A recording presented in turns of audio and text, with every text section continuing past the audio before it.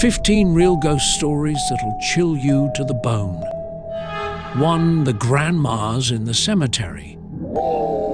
Jeff, a resident of Dayton, Ohio, was driving with his 3-year-old son, Miles, in the back seat when they passed by a modest cemetery decorated with only flowers and small plaques. It basically looks like a giant garden, Jeff explains on the podcast Monsters Among Us. According to Jeff, as they drove by, his toddler, who'd been happily singing, abruptly stopped, pointed to the cemetery and exclaimed, "Look at all those people." Jeff turned to look but didn't see a soul. Confused, he asked Miles what he was talking about.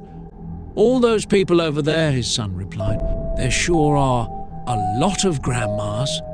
As Jeff tells it, chills ran down his spine as he asked his son what the people were doing. "They're all standing there looking down at the grass," Miles said. Completely unsettled by the conversation, Jeff sped up and drove home. Later that same day, he says his young son was watching TV when he turned to Jeff and said, "You know, they weren't alive." Thinking Miles was referring to the cartoon, Jeff asked what he meant. "Those people we saw, they were all paused," his son replied.